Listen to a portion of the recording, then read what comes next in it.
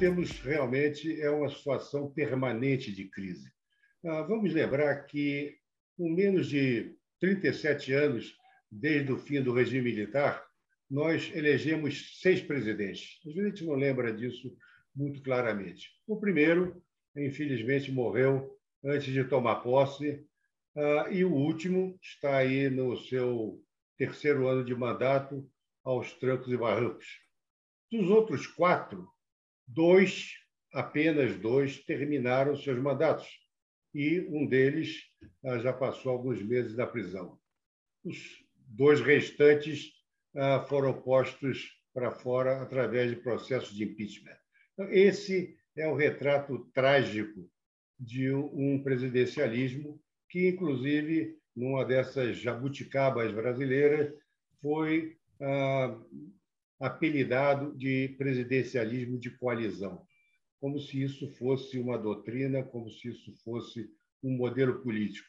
E não é. É um simples arranjo que mostra que os presidentes, esses que caíram, esses que terminaram às duras penas seus mandatos, tiveram que compor com agremiações, de qualquer forma, que lhe davam alguma sustentação política para poder passar um mínimo de legislação.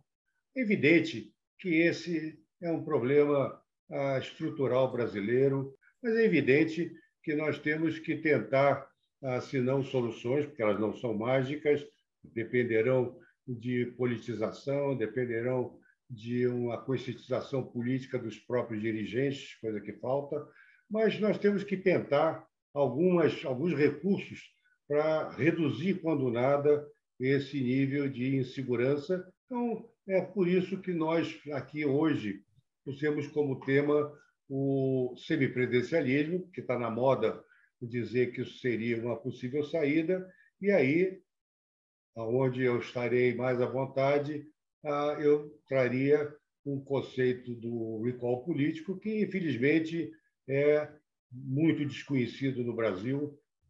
Pouca gente sabe até que existe como recurso utilizado em outros países. Ora, essa ideia do semipresidencialismo na verdade, para quem tem um pouco de conhecimento do assunto, a ideia de que você teria uma divisão de poder em que o presidente seria o chefe de Estado e um primeiro-ministro seria o chefe de governo, ou seja, uma divisão efetiva de poder. Há vários modelos por aí afora, não existe nenhuma fórmula mágica, uma receita que você compra na farmácia, e em alguns casos, o chefe de governo, esse presidente, é praticamente um soberano, tem um papel quase que simbólico. Em outros casos, ele pode ser responsável pela política externa, em alguns também pelas Forças Armadas, ou seja, existem várias possibilidades de poder para o chefe de Estado. E, obviamente, o chefe de governo, que é o chamado primeiro-ministro, é aquele que toca o dia a dia do governo, é aquele que, a rigor, escolheria os seus companheiros, o seu ministério, o seu gabinete, como é chamado nesses países, lembrando, saindo um pouco da tradição parlamentar, ou seja, esse seria um modelo, repito, que varia muito a Portugal, França, a Alemanha, cada um deles tem as suas peculiaridades. Mas isso a gente pode, se for o caso, chegar a examinar mais tarde. Mas, no caso do Brasil, a minha pergunta é óbvia. Como se pode imaginar um sistema de divisão de poder em que um presidente seria eleito, aí, nominalmente, com 50, 60, 70 milhões de votos, depois de uma campanha dura, depois de gastar recursos significativos, muitas vezes, e ele, uma vez chegado lá, ia ficar muito contente em receber embaixadores no Palácio do Planalto, e poder fazer viagens para comparecer à posse de outros presidentes, enquanto ele teria, em certos casos, de escolher um primeiro-ministro, em outros casos, é o próprio Congresso que escolhe esse que seria o seu chefe de governo. Como? Onde existe uma geleia partidária no Brasil, nós temos aí, eu já não sei se é 34, 35 partidos registrados no TSE. Então, o que nós temos hoje é uma tal geleia que tornaria praticamente impossível que você tivesse alguma solidez de um sistema que teria que herdar alguma coisa do parlamentarismo. Ora, quem conhece o parlamentarismo sabe que isso só resiste quando você tem um número reduzido, 4, 5, 6 partidos, e com uma identificação doutrinária totalmente clara. E isso é que permite, portanto, que você tenha um parlamento onde as pessoas sabem o que podem esperar daquele primeiro-ministro. Isso é da natureza mesmo do parlamentarismo, sem o qual ele vira outra bagunça, é outro tipo presidencialismo de coalizão, em que você roda a roleta e talvez para cada projeto de lei você tenha uma determinada conjugação de apoios. O sucesso ou o fracasso do sistemas semipresidenciais, né, na fase mais contemporânea, ele tem sido discutido pensando em duas variáveis principais, né, e que eu acho que são extremamente importantes para o debate do caso brasileiro, né? Várias pesquisas apontam que o semipresidencialismo tem um desempenho, para algumas pesquisas, um pouco melhor do que o próprio sistema presidencialista, né? Mas ambos, presidencialistas e semipresidencialistas, um desempenho inferior ao parlamentarismo em termos de estabilidade de políticas, de estabilidade do próprio governo, né? E dois elementos, no caso do semipresidencialismo, são extremamente importantes, né? O deles é qual é a extensão do poder presidencial, né? O que o presidente pode fazer. O primeiro-ministro deve temer, né, o presidente ou não, né? Há variações importantes aí, se o presidente pode dissolver o gabinete, pode dissolver o próprio parlamento, né, convocando novas eleições, se ele pode ele pode provocar uma corte constitucional para reverter decisões do próprio, né, primeiro-ministro, enfim. Esse é um aspecto fundamental, a gente saber qual é o tamanho do prêmio presidencial. O segundo fator é o peso dessa eleição presidencial, né? Esse não é um problema trivial. Se a gente falar, não, você continua, mantém a eleição presidencial, o voto popular para o presidente. Isso tem um impacto importante, não só no empoderamento do presidente, de vir com uma legitimidade popular, mas também a capacidade dessa eleição influenciar a própria eleição legislativa, né? Principalmente quando elas se dão de forma simultânea, né? Ocorrem ou no mesmo momento ou na sequência, né? A eleição presidencial ela tem uma capacidade de atrair partidos e parlamentares, né? Fazendo com que o processo gravite em torno do presidente e não na formação de uma coalizão parlamentar mais homogênea. Ou seja, a eleição presidente pode ser um fator aí que modifica a própria composição do parlamento, né? Então, esses são elementos importantes para nós, né, pensarmos, porque as instituições não operam no vácuo, as instituições, né, operam num determinado contexto, e nós temos que olhar para o contexto que nós temos.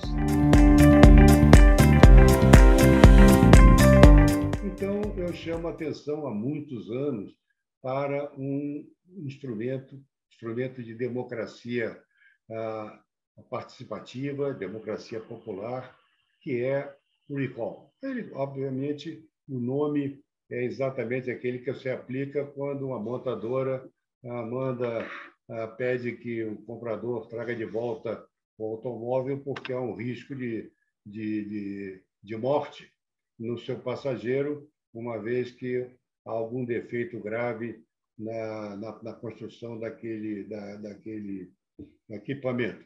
A diferença fundamental entre o recall e esse instrumento que nós usamos, infelizmente, que se chama impeachment. Ora, o impeachment ele já começa com esse pecado fundamental, que é depender da decisão monocrática do presidente da Câmara de Deputados. Só ele, por razões que não precisa explicitar, que tem a chave na mão. E nós vimos como isso foi usado há pouco tempo atrás pelo então deputado Eduardo Cunha, para poder negociar vantagens e, na verdade, chantagear o governo de Dilma. Com razões ou sem razões, ela tinha perdido efetivamente o controle político do país e acabou derrubada. Mas, na verdade, só pôde ter início o processo no dia que o doutor Eduardo entendeu que as vantagens da sua negativa eram inferiores às vantagens da aceitação. Então, isso já é um primeiro elemento.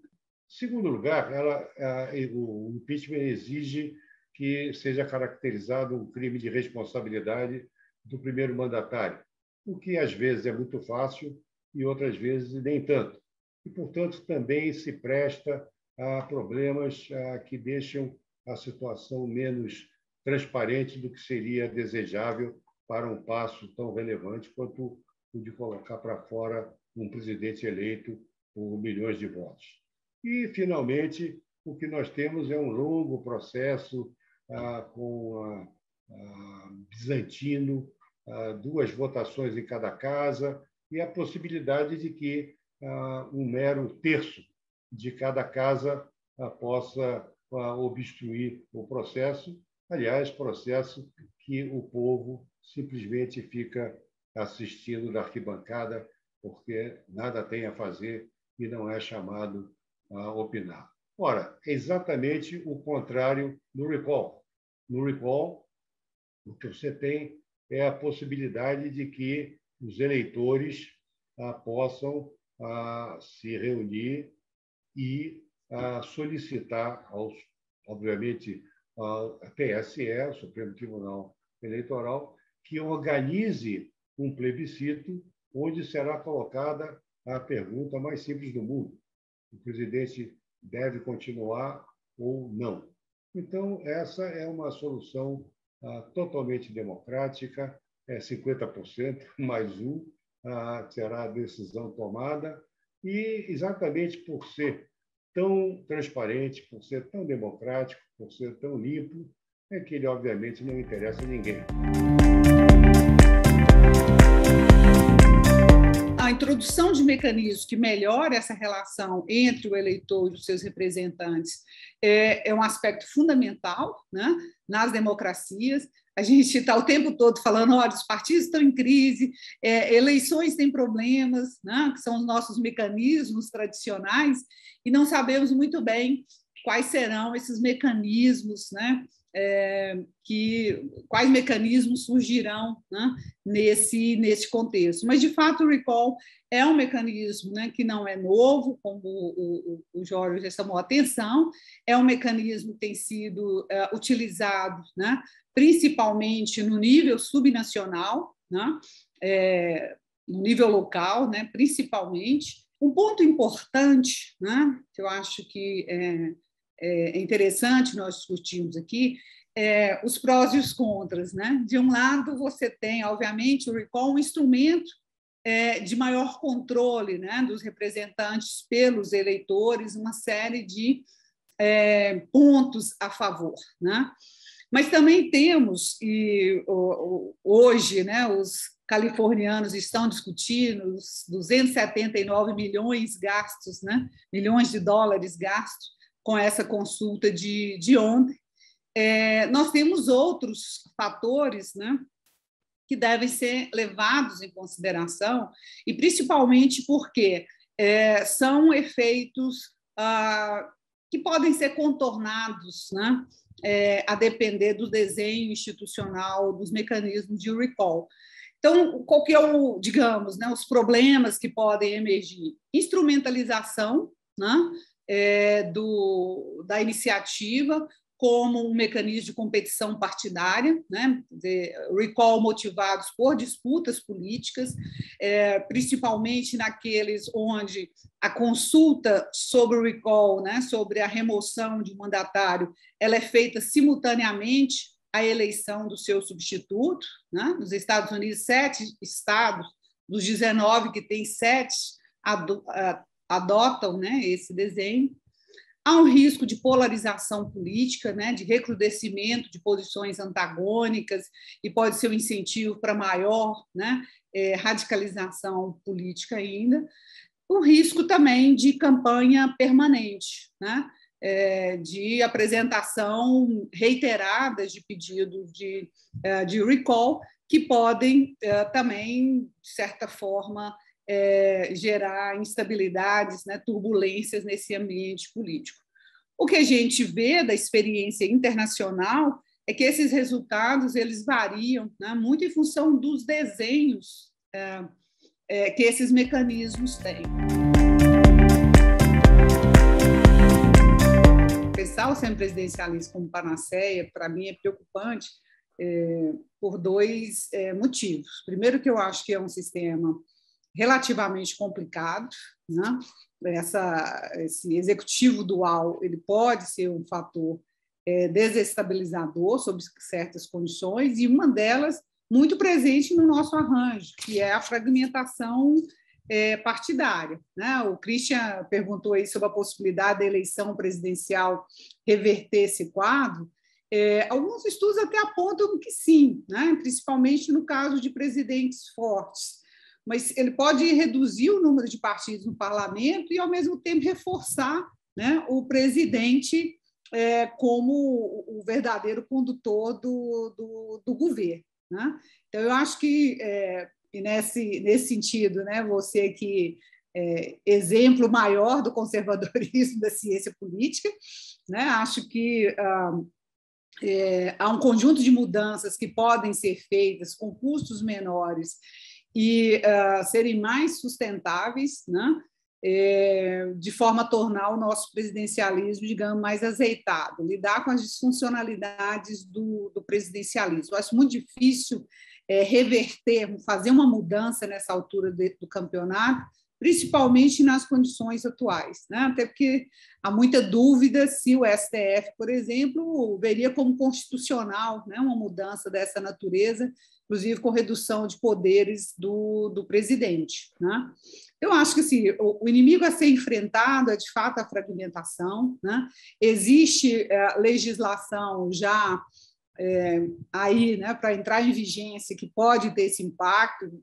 Alguns estudos preliminares já estão mostrando que houve redução, né, do número de partidos na eleição municipal, com o fim das coligações proporcionais, né, em 2020. Não sabemos ainda desse impacto, né, no plano nacional, porque nem sabemos se a regra vai ser mantida, né, para a próxima eleição, mas, de fato, seria um passo importante, né, para a redução da fragmentação partidária. E acho que tem elementos, né, há possibilidades para se tratar no plano da legislação, né, mais ordinária, como, por exemplo, regras que impactem a organização dos partidos. Né? Acho que tem uma temática que a gente nunca discute no Brasil, que é a realização de primárias, né? De ter realmente um sistema de primárias e mecanismo de democratização, né, interna dos partidos. Eu acho que esses seriam elementos importantes, né, que precisam ser atacados. Mas o que a gente está vendo vai na direção contrária. Né? Eu, particularmente, ando muito preocupada com a discussão do Código Eleitoral pelo Congresso, hoje na Câmara dos Deputados, porque o que nós estamos vendo é um movimento na outra direção, né? de fortalecimento de partidos sem controle. Né? O que está se propondo ali é um enfraquecimento da justiça eleitoral, que vai ter um preço muito alto, né, em termos da capacidade, seja do eleitor, seja da própria justiça eleitoral, controlar, né, essas máquinas políticas, né? Então, acho que há elementos e há espaço para se pensar medidas mais pontuais nesse nível. E também algo que a gente nunca discute no Brasil é como que nós podemos lidar com os poderes do presidente, né? Praticamente, a única mudança que nós tivemos foi a PEC em 2001, né? Que proibiu a reedição de medidas provisórias, com isso ali diminuiu um pouco do poder presidencial. Não há discussão sobre outros mecanismos, como interpelação de ministros, né, destituição de ministros de forma mais sistemática, mecanismo de coordenação dentro do executivo. Os partidos entram na coalizão, saem da coalizão, jogam pedra no governo ao bel prazer. Quando não tira o presidente, continua no executivo, né? Muda o presidente, mas permanece lá. Então, não há responsabilização dos partidos pelas suas ações dentro do governo, né? Como governo. Então, eu acho que tem espaço aí, né? Eu acho que é possível pensar em mecanismos que tenham, né, digamos, um escopo menor e que possam atuar um pouco nessa linha. Falo isso, mas com muita cautela, porque o que nós estamos vendo hoje no Congresso Nacional, principalmente na Câmara dos Deputados, é um movimento de desconstrução do pouco que a gente tem, né, de controle sobre os partidos. E, finalmente, acho que a lei do impeachment, né? É imperativo uma discussão e uma mudança, né? Se aprovar uma nova legislação que cubra todos os problemas que existem e os incentivos, né, que existem nessa legislação de 1950. Né? Então, pela via conservadora, aí, eu acho que é importante a gente dar voz, criar espaço para discutir, né, mudanças de menor escopo que podem ter impacto, assim como chamar atenção para propostas que buscam desconstruir o que a gente já tem e funciona.